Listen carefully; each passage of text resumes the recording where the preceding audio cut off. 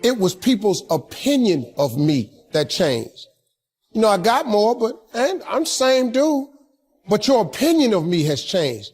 Now you think I'm all that. When in actuality, I really am humbled by all this. I really can't believe God let me have it. I'm clear about that. I am so clear about that. It ain't me. It's not me. See, I know the decisions I made, and I know how it got me where I got to. I know how my life turned out when I gave it over to him. I gave my life to God. Now, I may not be the Christian you think I ought to be, but once again, your opinion of me, it doesn't matter to me. I've just learned not to allow people opinion of me to bother me or stop me. Publicly, man, I've been ridiculed and ate alive on that internet. You this, he think he this, I can't stand him. He this, he that. You know, I've been everything on the internet. I don't care. When you get through reading that stuff, cut your TV on. Turn it to almost any channel you want to. 7 days a week. The little dude that you keep hating on, that God I serve, he ain't hated me yet. He ain't hated me not now time. And I've discovered something. Look, man, what God got for you, nobody, no hater, no employer, no coworker can stop nothing God has for you. God is in the blessing business, but better than that, he's in the forgiving business. See, if God wasn't a forgiving God, I'm not here today. But God had to forgive me. See, I just never let my failures define me. See, when you make a mistake, just get up and go again. What you tripping for? I made public mistakes, man. Let me tell you something, man. When Miss Universe, I have to apologize. I took that myself. You know how many people wrote me off? You know how many letters I got from TV execs? We're proud of you for doing the right thing, but oh my God, a horrible mistake. I hope you're gonna be okay. You hope I'm gonna be, my career over because of that? People wrote me off. You know what, I just got up. I kept coming to work. I'm back. I just kept coming. I kept showing up. Because eventually, well, what you gonna do? The time has come. You know, my father used to always tell me something. You're gonna either get over it or die mad. You got two choices. You can get past it or you can die mad. Now, if you want to die mad, carry your ass on. And just die mad. But God forgave me, so I got up and I kept going. Your mistakes don't define you. Life is 10% what happened to you, is 90% what you do about it. I just stood up like I had some dignity. And I just kept performing, kept telling jokes, kept entertaining people. To the part now where it don't even matter. That pageant is the biggest pageant they've ever had. Just keep living, y'all. Keep waking up in the morning. Sometimes you need to get knocked down before you can really figure out what your fight is and how you need to fight it. Sometimes you need to feel the pain and sting of defeat to activate the real passion and purpose that God predestined inside of you. God says in Jeremiah, I know the plans I have for you. Plans to prosper you and not to harm you. Plans to give you hope and a future. Hear me well on this day.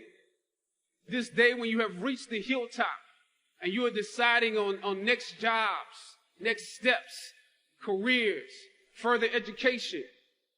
You would rather find purpose than a job or a career. Purpose crosses disciplines. Purpose is an essential element of you. It is the reason you are on the planet at this particular time in history. Your very existence is wrapped up in the things you are here to fulfill. Whatever you choose for a career path, remember the struggles along the way are only meant to shape you for your purpose. When God has something for you, it doesn't matter who stands against it. If it's meant for you, God will move someone that's holding you back away from a door and put someone there who will open it for you. I don't know what your future is, but if you're willing to take the harder way, the more complicated one, the one with more failures at first than successes, the one that has ultimately proven to have more meaning, more victory, more glory, then you will not regret it. Press on with pride and press on with purpose and appreciate what God has brought you through. Let's imagine for a few moments what our life would be like if we could access, let's say, 20% of our brain's capacity.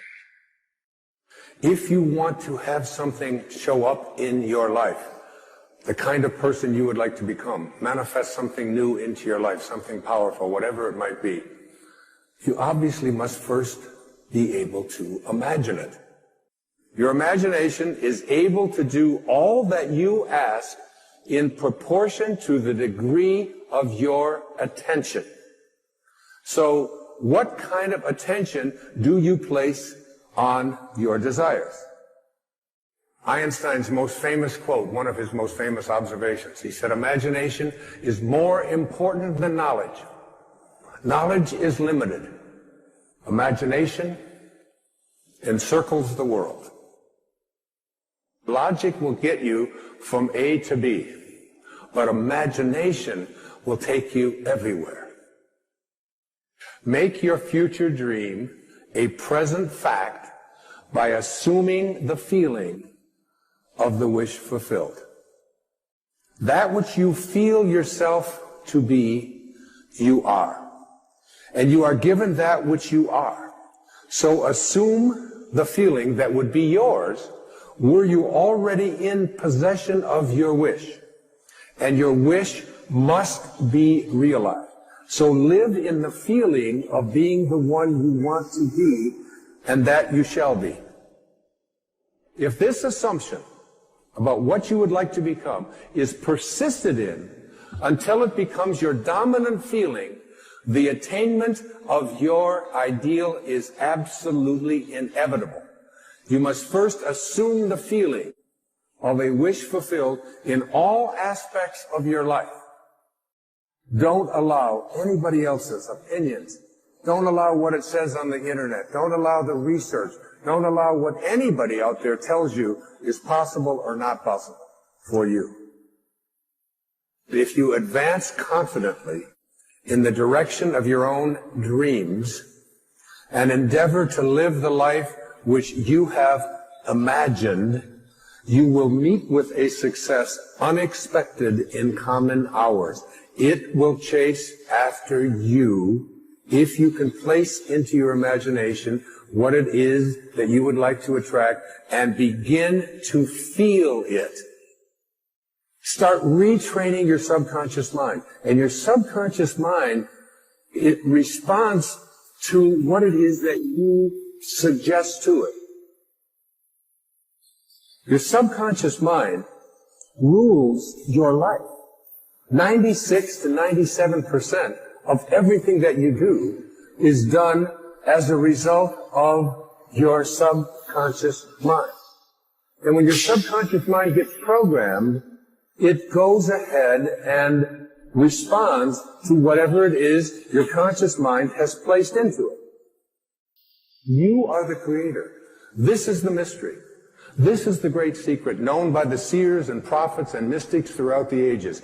This is the truth that you can never know intellectually. Many of you, as I have been, as I am, are where you are in your life based upon what you believe. And it's not just what you think you believe on the surface, it's also your shadow beliefs that are holding you back from moving into the life that you believe you deserve. What I know is if you're not looking at the shadows, if you're not looking at what is subconsciously running through the tape in your mind, telling yourself you're not good enough, you're not worthy enough, you're not smart enough, you're not enough, which is a tape that's playing for a lot of people. If you're not conscious of that, then you end up acting out of that belief system and not out of what you know to be the truest or want to be the truest for yourself. You are where you are today, in part because of what you've been saying about yourself. Words are like seeds. When you speak something out, you give life to what you're saying. If you continue to say it, eventually that can become a reality. You are planting seeds when you talk. At some point, you're going to eat that fruit. My challenge is make sure you're planting the right kind of seeds. If you want apples, you have to sow apple seeds. If you want oranges, you can't plant cactus seeds, poison ivy seeds, mushroom seeds. You're going to reap fruit from the exact seeds that you've been sowing. In other words, you can't talk negative and expect to live a positive life. You can't talk defeat and expect to have victory. You can't talk lack, not enough, can't afford it, never get ahead, and expect to have abundance. If you have a poor mouth, you're going to have a poor life. And this is great when we're saying things like, I'm blessed, I'm strong, I will accomplish my dreams, I'm coming out of debt. That's not just being positive. You are prophesying victory, prophesying success, prophesying new levels. Your life will move in the direction of your words. But too many people go around prophesying just the opposite. I never get any good breaks. I'll never get back in shape. Business is slow. I'll probably get laid off. Flu season is here. I always get it. They don't realize they are prophesying defeat. It's just like they're calling in bad breaks, mediocrity, lack. You don't become what you want, because so much of wanting is about living in the space of what you don't have. That's why Jim Carrey's story is so powerful, because he started to act as though he already had it. He would go up to Mulholland Drive. He would drive away thinking, I already have those things. I just haven't accessed them as yet. I believe those things are going to come to me, and I'm going to act like they are. So I'm going to move forward in my life in order to draw that to myself in such a way that my actions are in alignment with what I say I believe. So if you start to think about that, really, why are you where you are in your life? The choices that you have made have been because of what you believe to be true for yourself. In fifth dimensional creation, you are not going anywhere to get anything. Fifth dimensional creation has nothing to do with going anywhere to get anything. Because if you combine a clear intention, a coherent thought, coherent brainwave pattern, with a coherent heart, moving into that elevated emotion, thoughts are electric and feelings are magnetic. The magnetism of this center becomes the energy. The intention is carried on that energy. And now you are broadcasting a new signature into the quantum field. Now, if it's done properly and you understand the mechanics, in fifth dimensional creation, you are not going anywhere to get anything. You are actually collapsing space and time, and you are drawing the experience to you. You are the vortex, because when there's a vibrational match between your energy and that potential that exists in the quantum field by tuning a radio dial, when you lock into that frequency, if you keep revisiting that energetic signature over again every single day, then you don't have to go anywhere and get it. The new job finds you. The new house actually finds you. The new relationship finds you, because you are the vortex that's drawing the experience to you. My definition of creation is when I forget about me. I become nobody, no one, no thing, no where, and no time. I become pure consciousness. And the moment I reach that elegant moment of the generous present moment, all possibilities in the quantum field exist truly when our brain and body are in the present moment. Getting there is the work.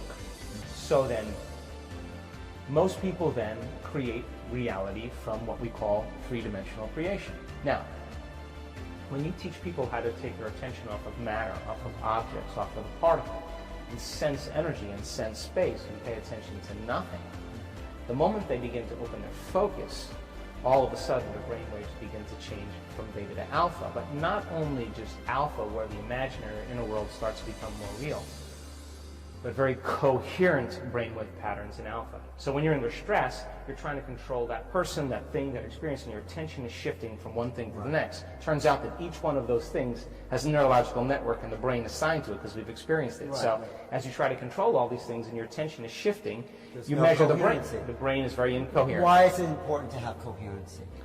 Well, because the moment you open your focus and the brain begins to acclimate, different compartments of the brain begin to unify. They begin to synchronize. And what syncs in the brain links in the brain. Okay. So when your brain is coherent, you're coherent. When your brain is incoherent, you are incoherent.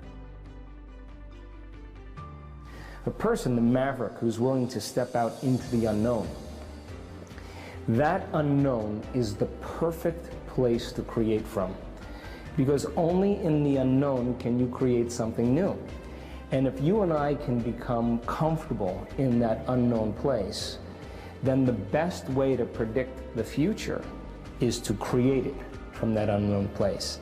Now, when people start crossing the river of change from the old self to the new self, because they're no longer thinking, acting, and feeling in the same way, there is literally a biological, a neurological, a genetic, a chemical death of the old self.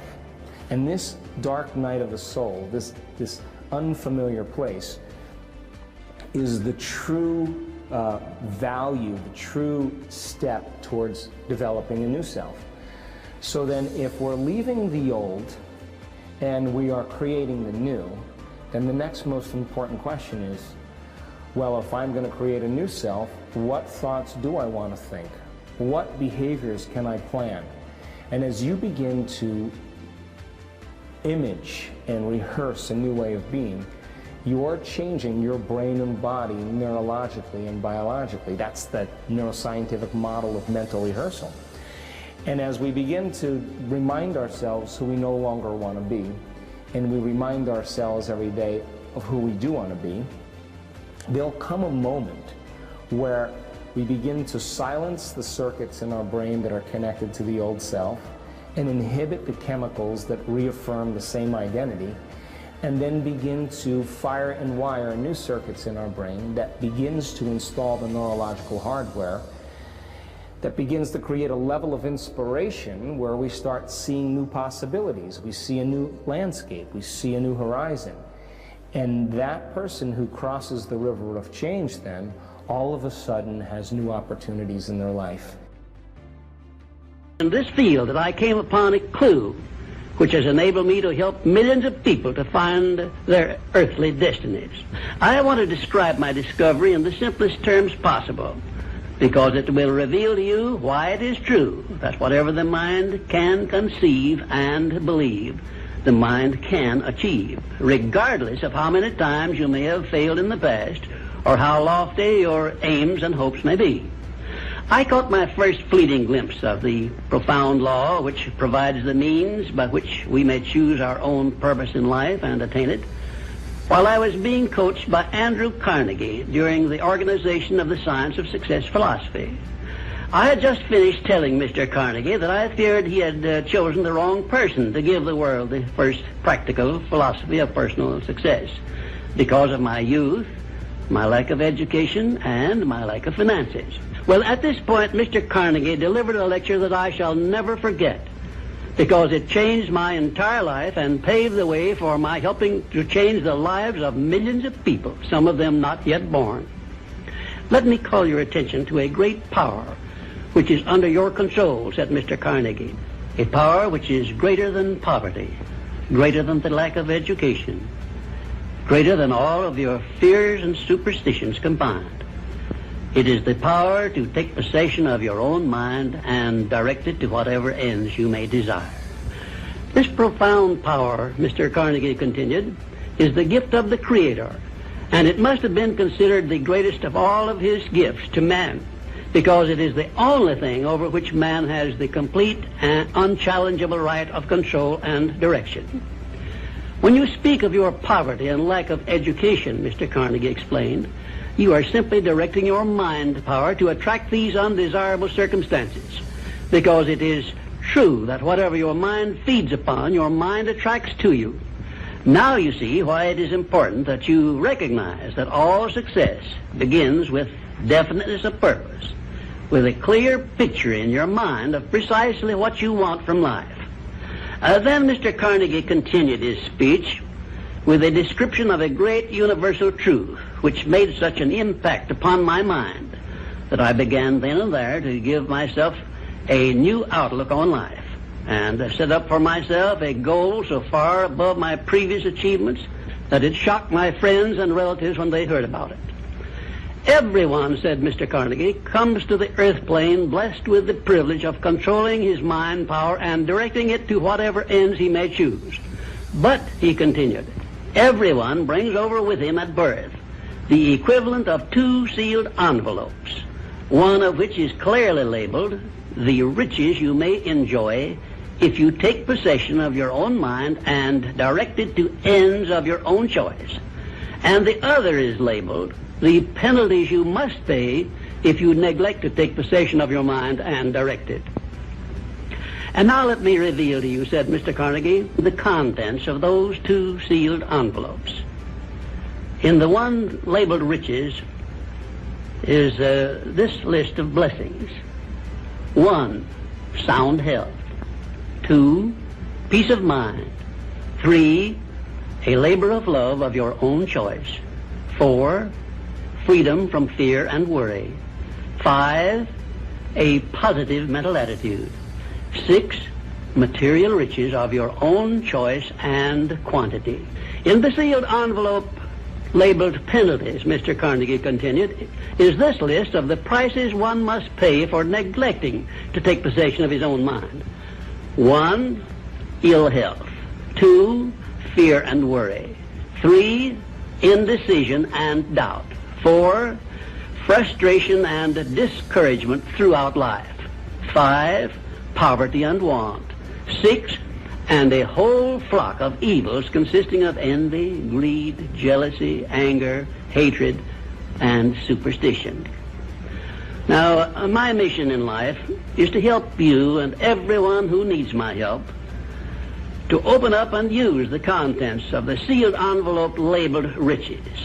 And the starting point from which you must take off if you wish to write your own ticket from here on out for the remainder of your life, I will describe for you in these simple instructions. 1, procure a neat pocket-sized notebook, or something on the order of this one here, loose leaf affair.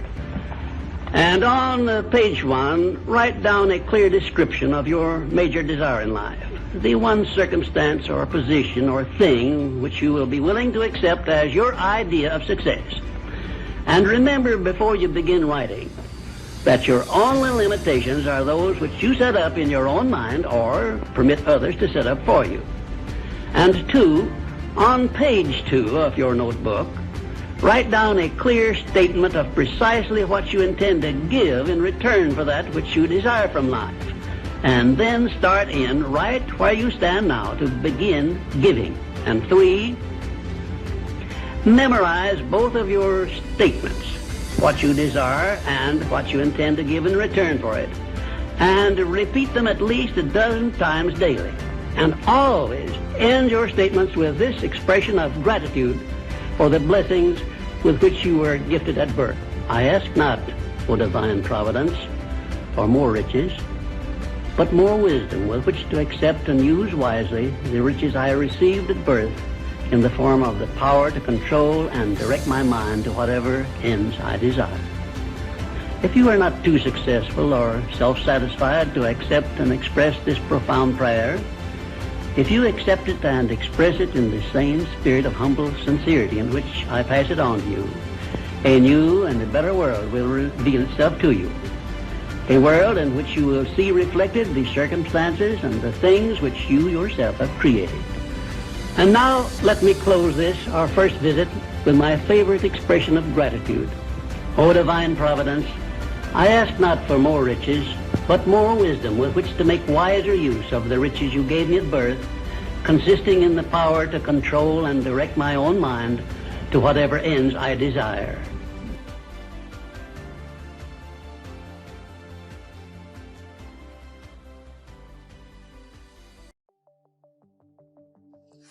Get certain that you can handle anything like this in the future. Get certain. Not only can you deal with the emotion you have right now, but what you should do is use this as an opportunity to be certain for yourself. Get yourself certain. If it ever happens in the future, I'll handle this emotion quicker and easier.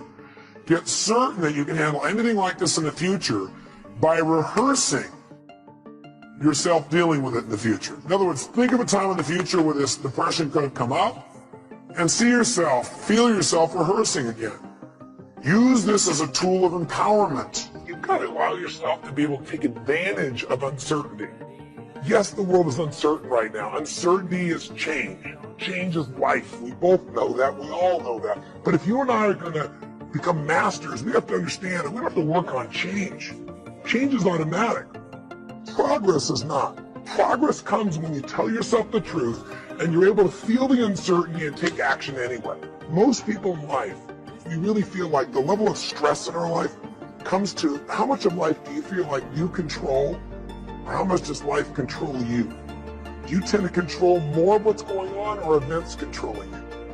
It's very easy to have those events start to take control, unless we take control of what's between our ears, our own mind. See, what you and I focus on massively affects how we feel, whether we're thriving or surviving. If you focus on what you can't control, if you focus on the past, if you focus on what's missing from your life constantly, that pattern of focus will make you frustrated, overwhelmed, depressed. It won't even matter if you're taking antidepressants. If you keep focusing on what you can't control, what's missing from your life, you're going to feel depressed still. You can take as many antidepressants as you want. Focus equals power. Leadership is making decisions. If you're going to lead your own life, you got to make decisions. And what Schwarzkopf said is he realized rule number one in life is when put in charge, when put in command, take charge. Make the decision. If it's right or wrong, you're going to find out quicker than if you sit around. And the interesting thing is the more you make decisions, the better you get. What makes somebody a leader? What makes somebody a leader is they're willing to make the decision other people won't make. They want to put themselves on the line, knowing that you're going to be wrong in some of those decisions, but you're going to find out quicker, and you can simply adapt and change your approach to still get where you want to go. Be decisive. Don't like your body? Change it. Don't like your relationship? Change it. Start by changing you. If you've changed you, it's still not right, then change it. But the way you make any change happen starts with a decision. All action, all results are mothered or fathered, if you would, by decision. If you put yourself in a place where you got a new vision and you gotten yourself strong, if you got a role model and you got some strategy and you got yourself into action, step 5 is give much more than you expect to receive. Simple as that sounds, if you find a way to meet people's needs in business, in an intimate relationship, meeting your kids' needs, anybody's needs, the whole game changes. The chronic excuse maker. How do you stop making excuses? This is actually pretty simple. And I said it the other day, you have to realize, you have to know, you have to accept that all your excuses are lies. They are lies, all of them. Think about the things that you tell yourself, the lies you use to rationalize taking the easy road. Taking the easy road and leaving discipline behind. Think about them. You don't have time. That's a lie. You don't have support. That's a lie. You don't have the equipment or the gear. Lies. You don't know the best way. Who cares? That's a lie. Or you're too old, or you're too young. Of course you're too old or too young. Lie. And there's you're too busy. Sure you are. That's a lie. And you're too tired, or you're too sore, or you're just plain not feeling it. Lies. lies, lies. And the list goes on and on and on. And it doesn't stop if you don't make it stop. So recognize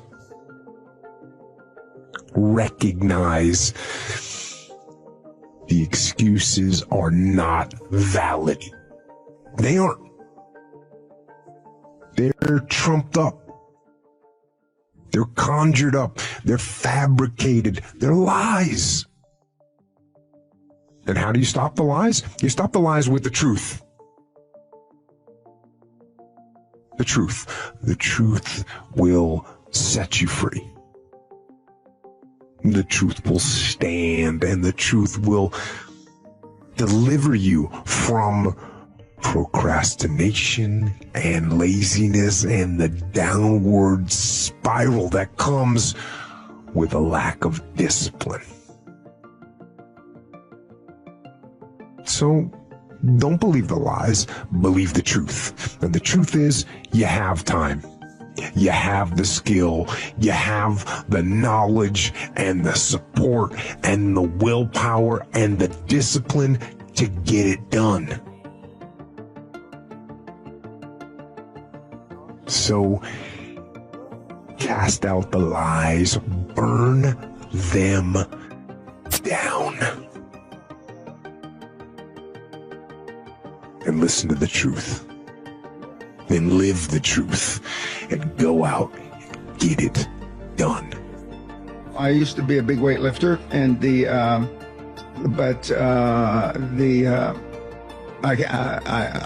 I use what I used to warm up with now is what I lift now, because I'm about 50% weaker than I was back in my heyday 20 some years ago.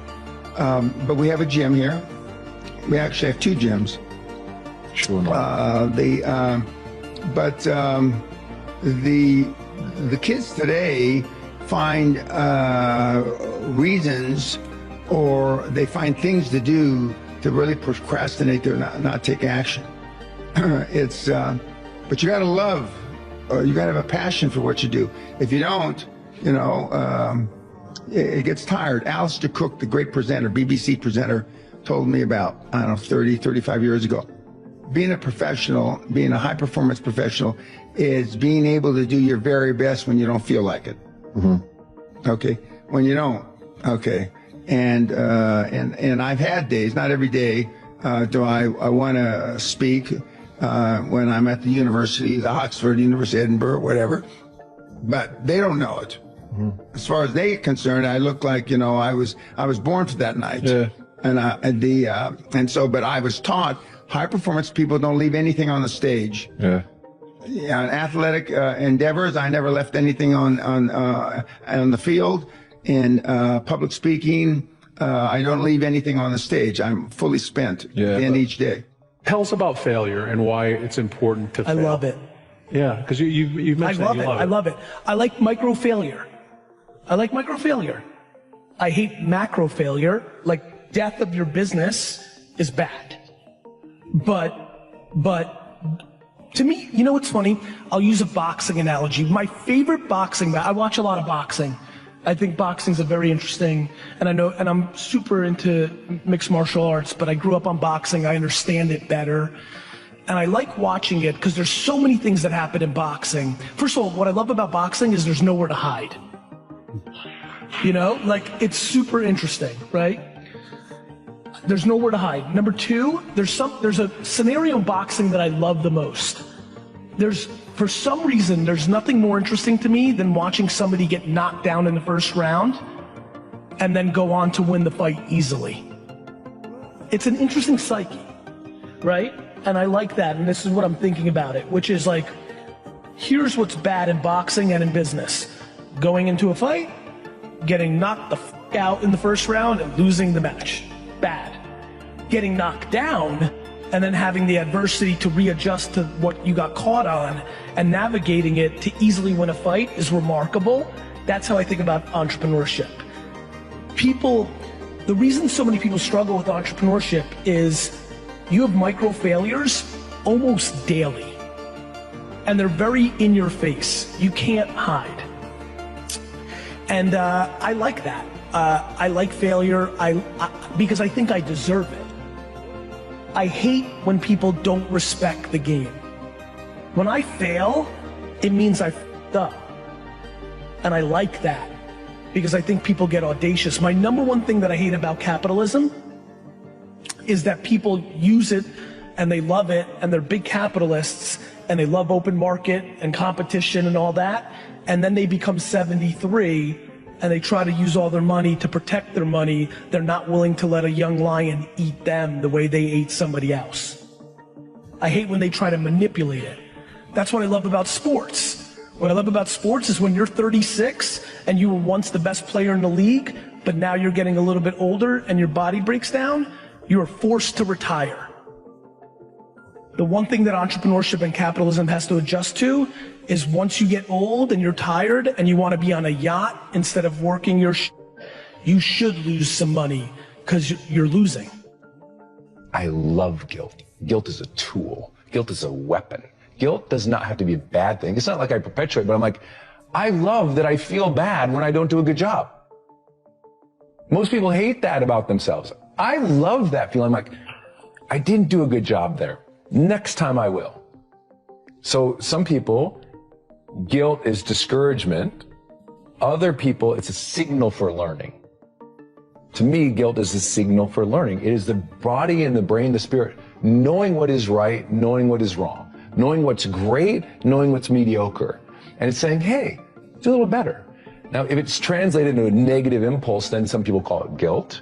But I'm totally cool with guilt. I think it's good that we feel bad when we do something that is below our standard or that's not right, because that impulse to go, I want to do that better.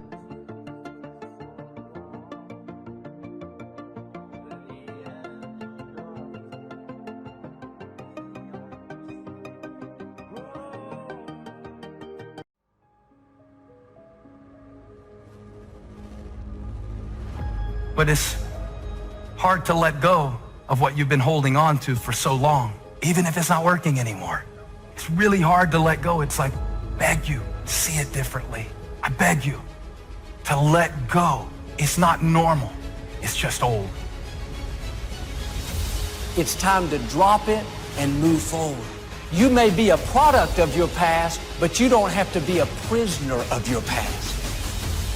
Everything that's inflexible and everything that's not ready, everything that's backwards and everything that's negative and everything that's carnal and everything that's holding me back, I refuse to take it over into another year and waste another new year with an old mind. The devil is a lie.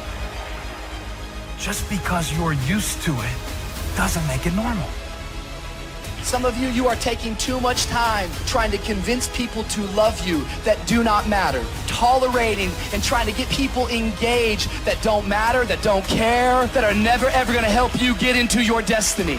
I came to preach to somebody who everybody else might have given up on you, and life might not be where you want it to be, and you might not have been what you could have been, but it's not too late to become who you are. Every single time I hear about an issue, every single time I hear another story of pain, every single time I see a seemingly impossible situation, I smile wryly because I know by the grace of God and by His power, I have a testimony. Come on, it is never too late.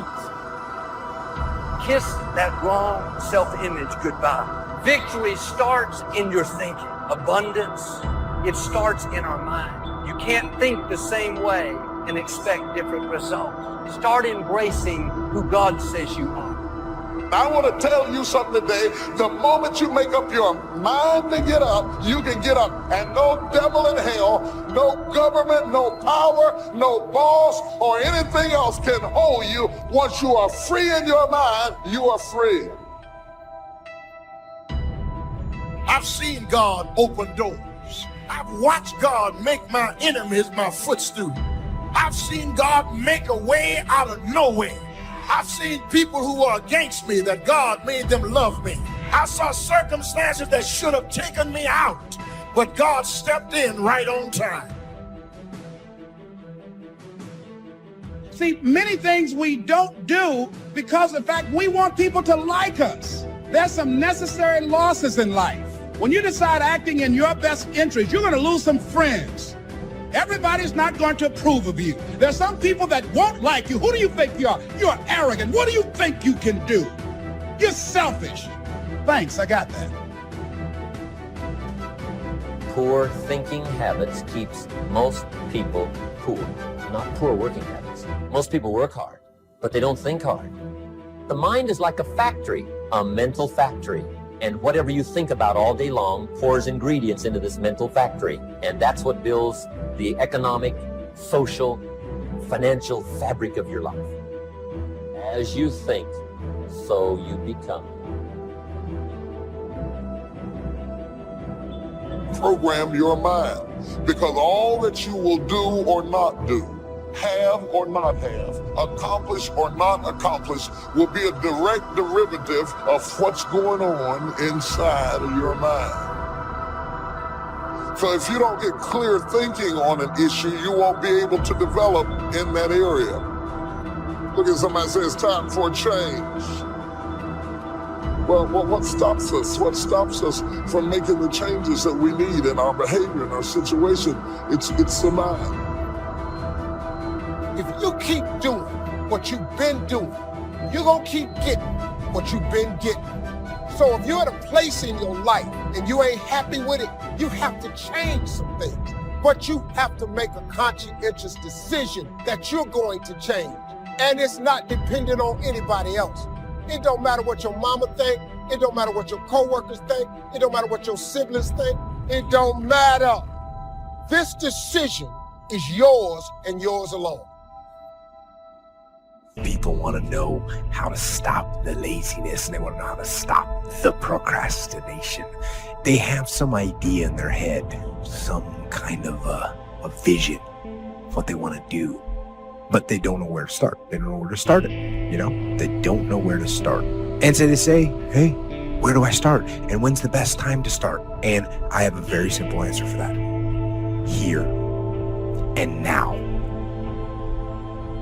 Nothing that's happened to you is a surprise to God. Before He laid out the plan for your life, He already knew every person who would hurt you, every mistake you would make, every loss you would go through. The good news is, for every setback, God has already arranged to come back. For every disappointment, a new beginning. For every failure, restoration. You have to put your foot down and say, that's it. I may have gone through some disappointments. I may have made some mistakes, but I'm not going to waste the time I have left worried about what I could have done better, upset over what didn't work out. I'm stepping out of the was, and I'm coming over into the is. I'm dropping the offense, dropping the failure, dropping the hurt. I'm not living my life with any more baggage. I'm going to live my life free. What are you thankful for? Do you thank God daily for even little things? I thought the other day what it must be like for people that can't walk and have to use a wheelchair just to get out of bed in the middle of the night to go to the bathroom and have to do it. Thank God my legs are still working. Thank God I can see and hear and I can still work. Thank God that my life is bearing good fruit. There's so much to be thankful for. And the more thankful we are, the happier we get and the madder the devil gets. One of the best things I've learned is to trust God's timing and trust His ways. What God promised will come to pass, but it may not happen the way you think, may not be when you had planned. If you're trying to control the outcome and control the time frame, you're going to live worried. You have to release control. Release having to have it happen your way. God already has it figured out. He knows the end from the beginning. God may be giving you more to work with than what you are working with at this time. You may have far more things that you can potentially do than what you're doing right now. That's why I don't like to hang with low-thinking people, because they'll make you underutilize what God has given you. You need somebody to challenge you that you could be doing more than what you're doing right now. You could have more than you have right now, and somebody's got to be bold enough to look you in the face and empower you to go into the enemy's camp and take back what he stole from you.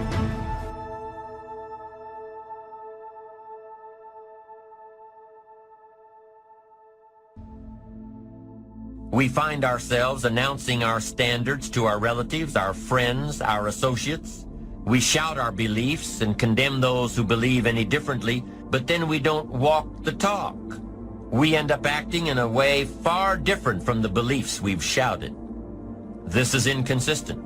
This leads to a loss of credibility among those who watch us. And more importantly, this leads to a loss of credibility within ourselves. The only thing worse than one who is inconsistent in applying their self-imposed disciplines is one who has never considered the need or the value of discipline at all. So what kind of courage do you have? Is yours sort of floating between depending on the situation? Or do you know the difference between right and wrong for your life? And you've made up your mind. Our mind is the control tower of our life. All of our decisions are there. And the truth is, whatever we are today is the result of what we've been thinking about all those years.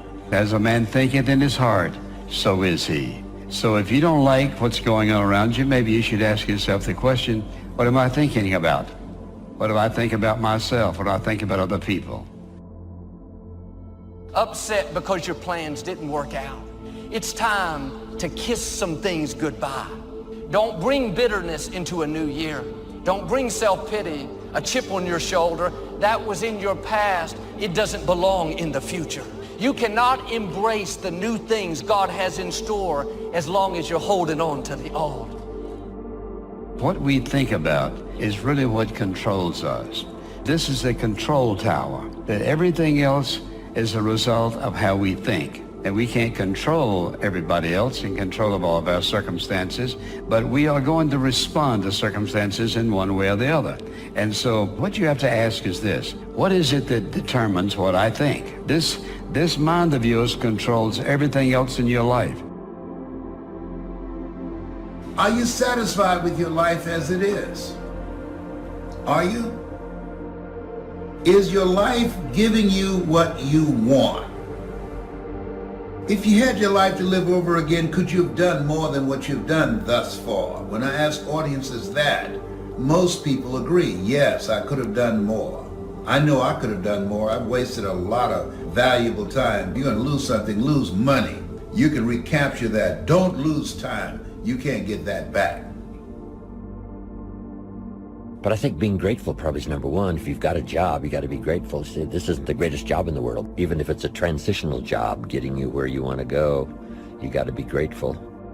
You don't have to love your job or be passionate about your job. Just passionate about staying steady, working hard, learning skills, doing this job so well that the next one will be even better, and taking such good care of this opportunity, another one will present itself. What's next for me? After all of this, I don't think that things just happen. I believe that they happen just. We have a mindset. We don't want to be the same coming out of this.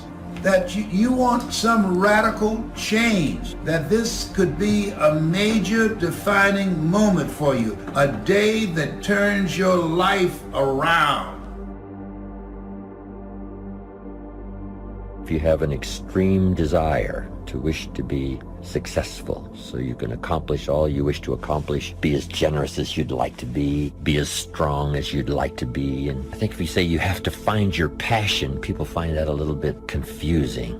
Where would I find it, and what could I be passionate about? I guess you could start with saying, I'm passionate about providing unusual success for myself and for my family.